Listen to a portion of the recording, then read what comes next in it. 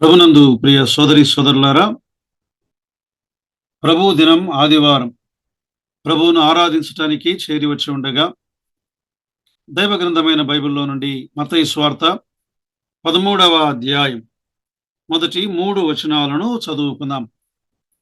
ఆ దినమందు యేసు ఇంట నుండి వెళ్ళి సముద్ర తీరమున కూర్చుండెను.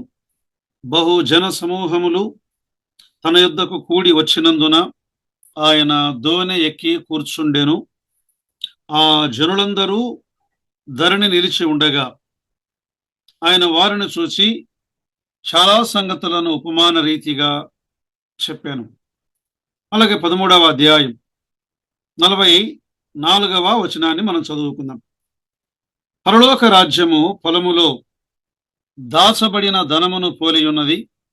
ఒక మనుష్యుడు దాని కొని దాచిపెట్టి అది దొరికిన సంతోషముతో వెళ్ళి తనకు కలిగినదంతయు అమ్మి ఆ పొలమును కొనును. ప్రియులారా, ప్రభువును ఆరాధించటానికి చేరి వచ్చి ఉండగా దాచబడిన ధనమును కొనిన యజమానుడు మన ప్రభు అయిన యేసు క్రీస్తు వారు. ఆయన ఈ భూలోకములో ఉండగా అనేకమైన వ్యక్తులకు ఉపమాన రీతిగా ఆయన బోధించాడు. పరలోక రాజ్యము ఇలా ఉన్నది అని ఆయన చెబుతూ వచ్చాడు. పరలోక రాజ్యము యొక్క ప్రారంభం, పరలోక రాజ్యము యొక్క కొనసాగింపు, పరలోక రాజ్యము యొక్క ముగింపును గురించి ఆయన వివరించాడు. పరలోక రాజ్యము నిజమైన కేవలము విశ్వాసులతో కూడిన సంఘం మాత్రమే కాదు. ఎందుకంటే పరలోక రాజ్యములో నమ్మిన వారున్నారు, నమ్మని వారున్నారు. పరలోక రాజ్యములో సత్యమైనవి ఉన్నాయి, అసత్యమైనవి ఉన్నాయి. పరలోక రాజ్యము సంఘమును గూర్చి ఆయన మాట్లాడుతున్నాడా ప్రభు అయిన యేసుక్రీస్తు వారు, లేదా తనను గురించి ఆయన మాట్లాడుతూ ఉన్నాడా? పరలోక రాజ్యము అనగా మత్తయి సువార్త 13వ అధ్యాయములో ఆయన మరేదైనా భావమును గురించి ఆయన మాట్లాడుతూ ఉన్నాడా? ఇక్కడ ఉపమాన రీతిగా అనే మాట, ఉపమానము అనే మాట ప్రక్కన మరొక దానిని ఉంచి వివరించుట. అంటే ఉదాహరణగా ప్రక్కన మరొక దానిని ఉంచి వివరించుట. యేసుక్రీస్తు ప్రభువారు ఆనాడు వారికి బోధిస్తూ ఉండగా చాలా సుపరిచితమైన సంగతులను ఆయన వివరించాడు. పరలోక రాజ్యము ఒక పొలములో విత్తిన విత్తనముతో పోలి ఉన్నది అన్నాడు. పరలోక రాజ్యమును గూర్చి అనేకమైన విషయాలు ఉపమానం ప్రక్కన ఉంచి వివరించుట. పరలోక రాజ్యములో ఆయన పాత నిబంధన సంగతులను, క్రొత్త నిబంధన సంగతులను ఆయన వివరిస్తూ ఉన్నాడు. 13వ అధ్యాయం 52వ వచనములో ఆయన అందువలన పరలోక రాజ్యములో శిష్యుడిగా చేరిన ప్రతి శాస్త్రియు తన ధననిధిలో నుండి క్రొత్త పదార్థములను, పాత పదార్థములను వెలుపలికి తెచ్చు ఇంటి యజమానుని పోలి ఉన్నాడు అన్నాడు కదా. ఆనాడు ఈ సత్యాలు వారికి మరుగు చేయబడ్డాయి. కానీ ఈనాడు ఈ సత్యాలను ఆయన మనకు వివరిస్తూ ఉన్నాడు. అందుకే వీటిని మర్మము, పరలోక రాజ్య మర్మములు అన్నాడు. ఒకప్పుడు దాచబడి నేడు అది వివరించబడినది, ఒకప్పుడు దాచబడి నేడు ప్రత్యక్షపరచబడినది పరలోక రాజ్య ఉపమానములు. దాచబడిన ధనం, దాచబడిన ధన నిధి 13:44లో పరలోక రాజ్యము పొలములో దాచబడిన ధనమును పోలి ఉన్నది అన్నాడు. దాచబడిన ధనం ప్రభు అయిన యేసుక్రీస్తు వారా? కాదు. ఆయన పరలోకం, ఆయన దాచబడిన ధనము అయితే ఒక పాపి అయిన మానవుడు ఈ దాచబడిన ధనముగా ఉన్న యేసుక్రీస్తును ఆయన కనుగొనగలడా? ఆలోచన చేద్దాం. పాపి గుడ్డివాడు, చూడలేడు. పాపి మొండివాడు, వెదకలేడు. అందుకే యేసుక్రీస్తును కనుగొనలేడు. మరి దాచబడిన ధనం ఈ లోకములో ఉన్నటువంటి పాపికి సాదృశ్యముగా ఉన్నదా? ఆలోచన చేయండి. అంటే ఈ పొలము లోకము, మత్తయి సువార్త 13:38 పొలము లోకము అన్నాడు. మంచి విత్తనములు రాజ్య సంబంధులు, గురుగులు దుష్టుని సంబంధులు అన్నాడు కదా. ఈనాడు ఒకవేళ ఈ దాచబడిన ధనం అంటే దేవుడు ఈ పాపి అయిన మానవుణ్ణి దాచాడా? అలా కాదు. మరి దాచబడిన ధనం ఎవరు? పాపి అయిన మానవునికి అన్వయం ఉన్నది. కానీ మరలా మనము పాత నిబంధన లేఖనముల ద్వారా వీటిని మనము వివరించాలి. దాచబడిన ధనం ఇశ్రాయేలు జాతిని గురించి ఆయన మాట్లాడాడు. మంచిది ప్రియులారా, ఒక 3 సంగతులను మనం ఆలోచన చేద్దాం. నెంబర్ 1, మొదటిది దాచబడిన ధన నిధి ఇశ్రాయేలు జాతి. ఇశ్రాయేలు జాతి. నిర్గమాకాండం 19వ అధ్యాయం 5-6 వచనాల్లో ఏమన్నాడు? కాగా మీరు నా మాట శ్రద్ధగా విని నా నిబంధనను అనుసరించి నడిచిన ఎడల మీరు సమస్త జనములలో నాకు స్వకీయ సంపాద్యమగుదురు, నా సొంతమైన ఆస్తి అగుదురు. నా సంపద మీరే, నా ధనము మీరే, నా ఐశ్వర్యము మీరే. ఇశ్రాయేలు ప్రజలను గురించి ఆయన మాట్లాడుతూ ఉన్నాడు.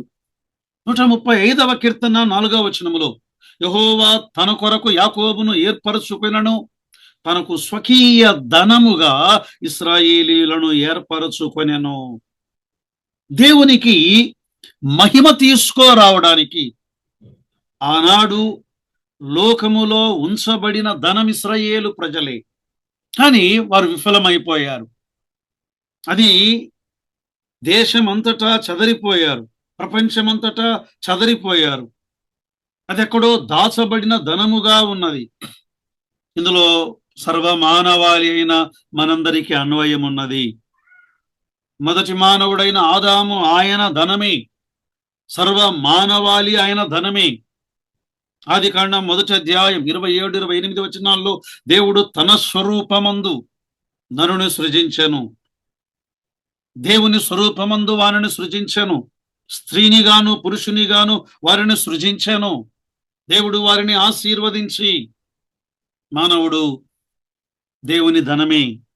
కానీ ఈ మానవుడు అవిధేయుడై, పాపము చేసిన వాడై, వెళ్ళగొట్టబడిన వాడై ఏమైపోయాడు? అప్పుడు ఆయన వెళ్ళగొట్టబడి చదరిపోయాడు. ఆదికాండం 3వ అధ్యాయం 24వ వచనములో అప్పుడు ఆయన ఆదామును వెళ్ళగొట్టి ఏదేను తోటలో తూర్పు దిక్కున కెరూబులను జీవ వృక్షమునకు పోవు మార్గమును కాచుటకు ఇటు అటు తిరుగుచున్న ఖడ్గ జ్వాలను నిలువబెట్టాను. ఈ మానవుడు ఒక ధనమే, కానీ మంటిలో పడిపోయిన ధనం ఇది. ఆదామా, నీవు మన్నే గనుక తిరిగి మన్నైపోదువు. ఈ అమూల్యమైన ధనం, విలువైన ధనం మంటిలో పడిపోయిన మానవుడు.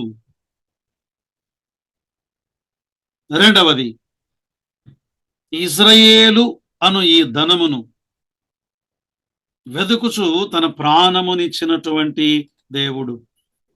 పొలములో దాచబడిన ధనము ఇశ్రాయేలు ప్రజలైతే ఒక మనుష్యుడు దాని కనుగొని దాచిపెట్టి అన్నాడు.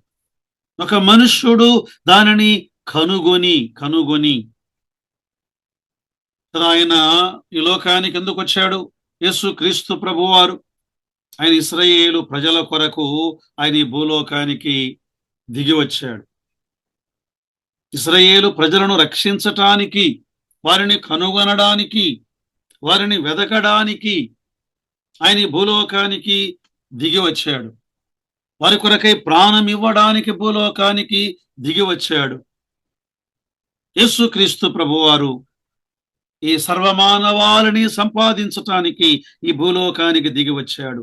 యోహాను సువార్త 11వ అధ్యాయం 51-52 వచనాలలో తనంతట తానే ఇలాగూ చెప్పలేదు గాని ఆ సంవత్సరము ప్రధాన యాజకుడై ఉండేను గనుక యేసు ఆ జనము కొరకును, అంటే ఇశ్రాయేలు జనము కొరకును, ఆ జనము కొరకు మాత్రమే గాక చదరిపోయిన దేవుని పిల్లలను ఏకముగా సమకూర్చుటకును సావనై ఉన్నాడని ప్రవచించాను. శిలువపై యేసుక్రీస్తు ప్రభువారు సర్వ మానవాళి కొరకై, ఇశ్రాయేలు జాతి అంతటి కొరకై ఆయన మరణించాడు. ఆయన ఒకే ఒక ప్రత్యేకమైన మార్గములో ఆయన ఇశ్రాయేలు ప్రజల కొరకై ఆయన మరణించాడు. యెషయా గ్రంథం 53వ అధ్యాయం 8వ వచనంలో అన్యాయపు తీర్పు పొందిన వాడై అతడు కొనిపోబడెను, అతడు నా జనుల అతిక్రమములను బట్టి మొత్తబడెను. ఇశ్రాయేలు ప్రజల అతిక్రమములను బట్టి ఆయన మొత్తబడ్డాడు. సజీవుల భూమిలో నుండి ఆయన కొట్టివేయబడ్డాడు. తన ప్రాణమును ఆయన మన కొరకై, ఇశ్రాయేలు ప్రజల కొరకై, మన కొరకై ఆయన అర్పించాడు. ఆయన కనుగొని, ఆ ధనమును కనుగొని, లూకా సువార్త 19వ అధ్యాయం 10వ వచనములో నశించిన దానిని వెదకి రక్షించుటకు మనుష్య కుమారుడు లోకమునకు వచ్చెను. అది లోకములో ఏ మానవుడు తనను తాను రక్షించుకొనలేడు. ఆయనే వెదికాడు, ఆయనే కనుగొన్నాడు, ఆయనే ఆ సంతోషముతో తన ప్రాణమంతటిని ఆయన ఇచ్చాడు. సర్వమానవాళి కొరకు తన ప్రాణమును అర్పించినటువంటి దేవుడు ప్రభు అయిన యేసు క్రీస్తు వారు. ఆయన ప్రాణం పెట్టినవాడు, సమాధి చేయబడినవాడు, తిరిగి లేచినవాడు ఆయన. మూడవ మాట, మహిమాన్విత ధనముగా ప్రత్యేకపరచుకున్న ఇశ్రాయేలు ప్రజలు. ఆ మనుష్యుడు దానిని కనుగొని దాచిపెట్టి, అది దొరికిన సంతోషములో వెళ్ళి తనకు కలిగినదంతయు అమ్మి ఆ పొలమును కొనెను. వాస్తవానికి ఇశ్రాయేలు దేశంపై దేవుని తీర్పున్నది. ఇశ్రాయేలు దేశంపై విధ్వంసమున్నది. కానీ దేవుని దృష్టిలో అది దాచబడిన ధనం. మరలా మహిమను వెల్లడి చేయునటువంటి ఇశ్రాయేలు ప్రజలు వాస్తవానికి రాజకీయంగా 1948వ సంవత్సరం మే 14 వారు పునర్జన్మను పొందారు. దేశముగా వారు ఏర్పరచబడ్డారు. అయితే ఒక రోజు రాబోతున్నది, యేసు క్రీస్తు ప్రభువారు ఆయన ప్రజలను ఈ భూమి మీద 1000 ఏండ్లు పరిపాలించేటప్పుడు, సర్వమానవాళిని 1000 ఏండ్లు పరిపాలించేటప్పుడు ఇశ్రాయేలు ప్రజలను ఆయన అలా ఎత్తి చూపించబోతూ ఉన్నాడు. జకర్యా గ్రంథం 9వ అధ్యాయం 16-17 వచనాల్లో, నా జనులు యెహోవా దేశములో కిరీటమందలి రత్నము వలె ఉన్నారు, రత్నము వలె ఉన్నారు. గనుక కాపరి తన మందను రక్షించున్నట్లు వారి దేవుడైన యెహోవా ఆ దినమున వారిని రక్షించును. వారు ఎంతో క్షేమముగా ఉన్నారు, ఎంతో సొగసుగా ఉన్నారు. ధాన్యము చేత యవనులను, కొత్త ద్రాక్షారసము చేత యవన స్త్రీలను వృద్ధి నొందుచున్నారు. యేసుక్రీస్తు ప్రభువారు ఆయన ఈ లోకాన్ని పరిపాలించే రోజు మనమే ఆ ధనం. ఆయనతో కూడా పరిపాలించే భాగ్యం. ఆయన రాజుగా ఉండగా మనము సామంత రాజులముగా, ఆయన సింహాసనం మీద ఉండగా మనము సింహాసనముల మీద ఉంటూ, ఆయన కిరీటమును ధరించి ఉండగా మనము కిరీటములను ధరించి ఆయనతో కూడా పరిపాలించే దినమును ఆయన మనకు అనుగ్రహించారు. ప్రకటన గ్రంథం 22వ అధ్యాయం 4-5 వచనాల్లో ఆయన దాసులు ఆయనను సేవించుచు ఆయన ముఖ దర్శనము చేయుచుందురు. ఆయన నామము వారి నొసల్ల యందుండును.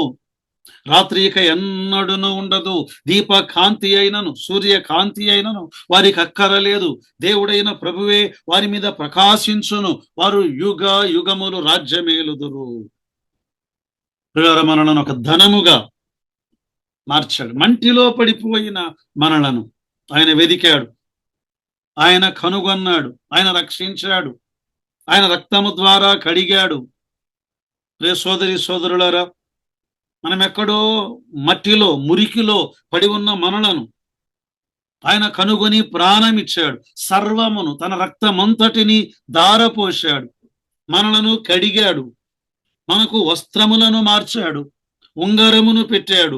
మనమే ఆయన గొప్ప ధన నిధి అని ఆయన మనలను చేర్చుకున్నాడు. మనకు అధికారం ఇచ్చాడు.